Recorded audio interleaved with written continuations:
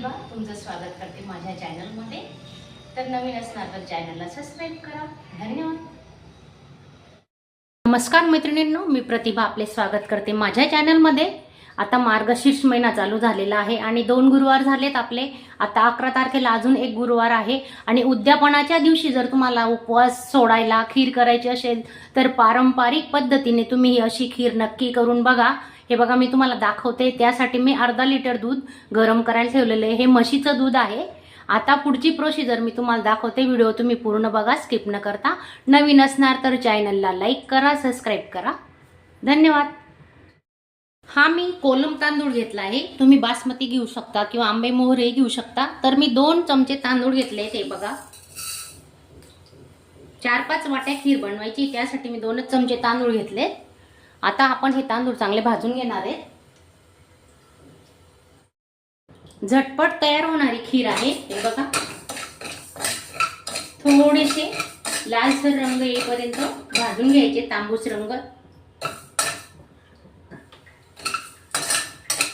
अर्धा लिटर दुधासाठी 2 चमचे तांदूळ खूप होतात आणि जर तुम्हाला 1 लिटर दुधाची खीर करायची असेल तर तुम्ही 4 चमचे तांदूळ वापरा। तांदूळ भिजत घालायची गरज नाही आणि दूध आटवायचीही गरज नाही। दूध फक्त आपण गरम करणार आहे। आपले हे तांदूळ भाजून झाले। ते बघा काढून घेते मी आता। 1 चमचा साजूक तूप टाकलंय, त्याच्यात आपण आता हे काजू तळून घेणार आहे। तुमच्याकडे जो सुकामेवा असेल तो तुम्ही वापरू शकता। मी तर काजू वापरलेत। आता काजू तळून घेते, थोडे परतून घ्यायचे।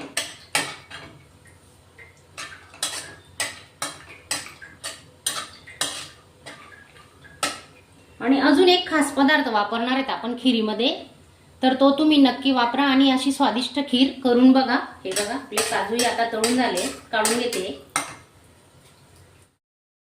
हे भाजलेले तांदूळ आहे ना, थोडे रवाळ वाटलेले आहेत। आपला थोडासा मोठा रवा असतो ना, त्या पद्धतीने, जास्त बारीक नाही करायचा।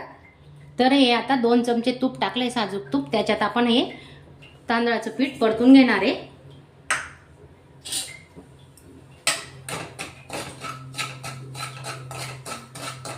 खूप मस्त सुगंध सुटला आहे घरात। हे पहा, तुम्ही पाहू शकता। आधी पण आपण तांदूळ भाजलेले होते। आता हे पीठही चांगलं तांबूस रंगाचं होईपर्यंत भाजून घ्यायचंय।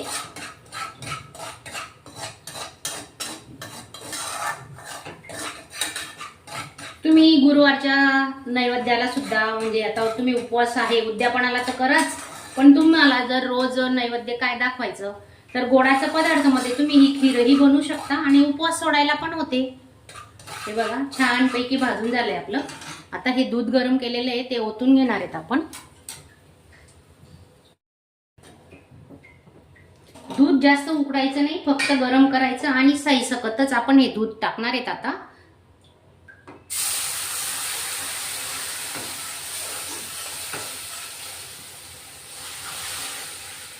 पूर्ण अर्धा लिटर दुधाचा वापर केलेला आहे आणि असं ढवळत राहायचं सारखं।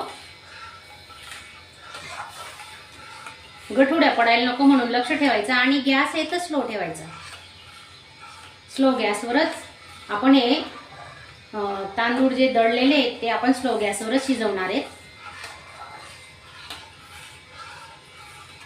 खूप छान खीर होणार आहे आपली। हे बघा छान उकळी येते खिरीला। आता आपण साखर टाकून घेणार आहे। 4 चमचे साखर घेतलेत, म्हणजे अर्धी वाटी। वजनाला म्हटलं तरी ही 50 ग्राम साखर आहे आणि गोडाचं तुम्हाला गोड कमी जास्त कसं करायचं याच्यानुसार तुम्ही साखर कमी जास्त करू शकता। साखर विरघळून घेऊ आपण आता। सुरुवातीला ही खीर आपल्याला पातळ वाटते, पण ती नंतर थंड झाल्यावर आहे ना घट्ट होते।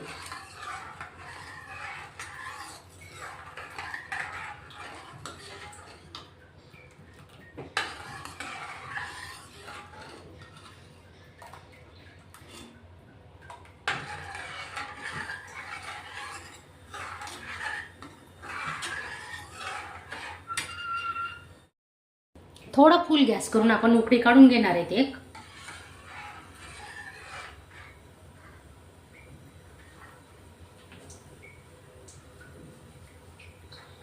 काजू तळून घेतलेले ते टाकतोय आपण.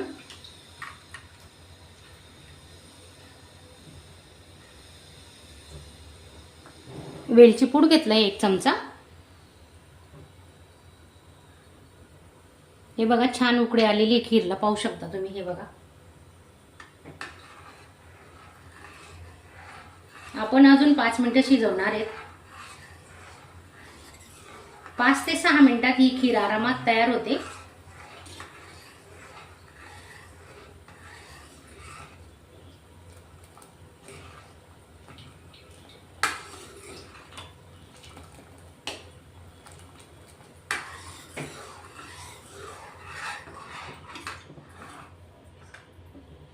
हा बघा आपला एक खास पदार्थ आहे.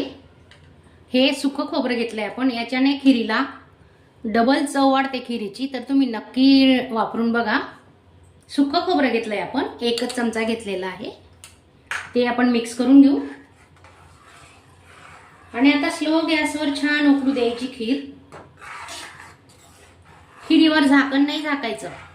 झाकण जर झाकलं ना तर खीर आपली ओतू येऊ शकते.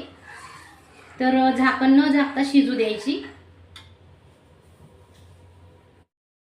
हे बघा आपली खीर तयार झाली. हे बघा आता जर तरी तुम्हाला थोडे पातळ वाटत असेल तर ती थंड, खूप गरम आहे. हे बघा वाफा पट निघतायत.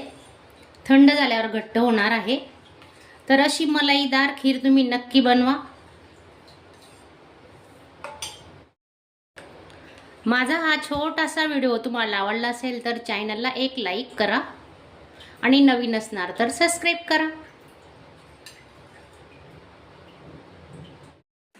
अशा चमचमीत झणझणीत रेसिपी पाहण्यासाठी स्वादिष्ट मेनू चॅनलला सबस्क्राईब करा आणि बेल आयकॉनवर क्लिक करा.